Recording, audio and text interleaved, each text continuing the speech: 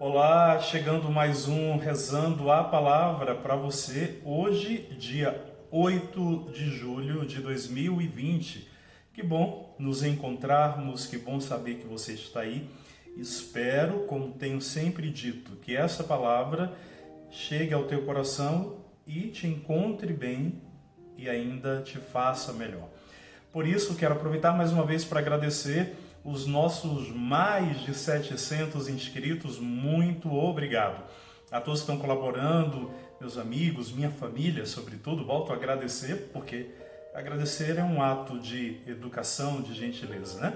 E você que está vendo pela primeira vez, aqui embaixo, vai lá, inscreva-se e acione aquele sininho. Se quiser, pode deixar o seu comentário e seja muito bem-vindo ao nosso canal. Um abraço carinhoso para todas as pessoas que estão em Minas Gerais. Eu já tinha dito esses dias, mas voltaram a deixar comentários. Padre, aqui em Minas nós estamos te acompanhando. Não largamos do seu pé. Muito obrigado. Então vamos rezar. A palavra de hoje está em Mateus, capítulo 10, versículos do 1º ao 7º. Mateus, capítulo 10, versículos do 1º ao 7º. É o convite de Jesus aos apóstolos e, ao mesmo tempo que ele chama, ele envia. Vamos entender a riqueza deste texto bíblico? Como foi possível homens tão diferentes, mas ao mesmo tempo terem um êxito na sua missão?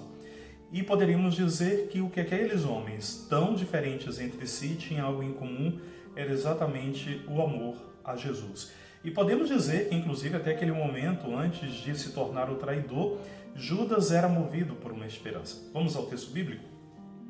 Naquele tempo, Jesus chamou os 12 discípulos e deu-lhes poder para expulsarem os espíritos maus e para curarem todo tipo de doença e enfermidade. Estes são os nomes dos 12 apóstolos. Primeiro, Simão, chamado Pedro, e André, seu irmão. Tiago, filho de Zebedeu, e seu irmão João. Filipe e Bartolomeu, Tomé e Mateus, o cobrador de impostos, Tiago, filho de Alfeu, e Tadeu, Simão, o zelota, e Judas Iscariotes, que foi o traidor de Jesus. Jesus enviou estes 12 com as seguintes recomendações: não deveis ir aonde moram os pagãos, nem entrar nas cidades dos samaritanos, e diante as ovelhas perdidas da casa de Israel. Em vosso caminho anunciai, o reino de Deus está próximo. Ora, queridos, como já nos lembra, cito sempre isso para você, as reflexões estão aqui no Missal Cotidiano, as palavras em plena unidade com que a igreja nos ensina. Mateus apresenta a lista dos 12 apóstolos no momento em que Jesus lhes dá o mandamento de cumprirem sua própria missão. É tarefa que eles começam a desenvolver, embora limitadamente sob o olhar de Jesus, e depois completarão, indo a todas as partes do mundo. Isso é interessante porque, primeiramente, havia uma missão para aquele povo, aquela localidade. E os discípulos, sobretudo após o evento da ressurreição, os discípulos entenderão que a missão deles é muito maior do que se imagina. Missão que Jesus ainda mantém em sua igreja, na pessoa de seus pastores. Cada vez mais os cristãos tomam consciência de serem igreja.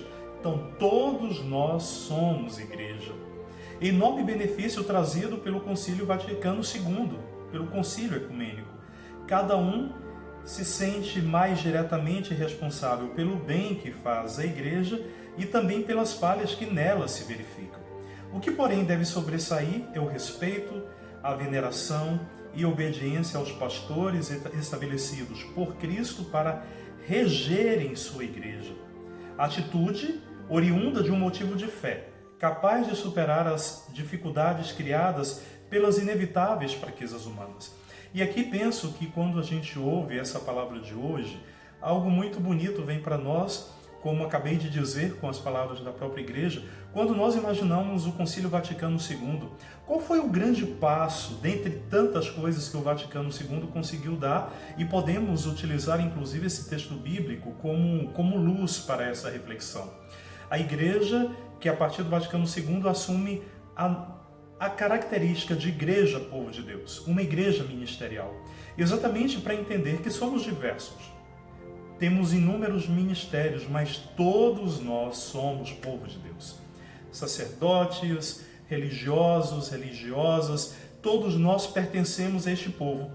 Apenas ou grandiosamente cada um exerce a sua vocação de maneira muito específica, mas para entender que ninguém é mais importante do que ninguém e que nem tampouco são os títulos oriundos do ministério que nos fazem mais importantes do que o outro.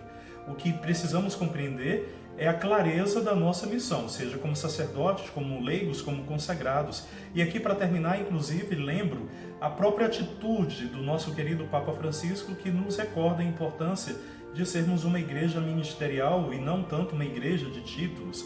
Nos recordamos aqui quando recebemos a nomeação do então Bergoglio, cardeal Bergoglio, que quando ele se apresenta, ele não se apresenta primeiramente usando o título de sumo pontífice, ele se apresenta como bispo de Roma, o que para todos os especialistas já ali foi o direcionamento, que Francisco, como tem feito, deseja resgatar muito mais uma igreja ministerial e na unidade do que uma igreja marcada simplesmente por títulos, pois estes têm a sua importância, mas são apenas consequência de uma vocação primeira que o Senhor nos fez para anunciar o seu reino e viver o seu evangelho.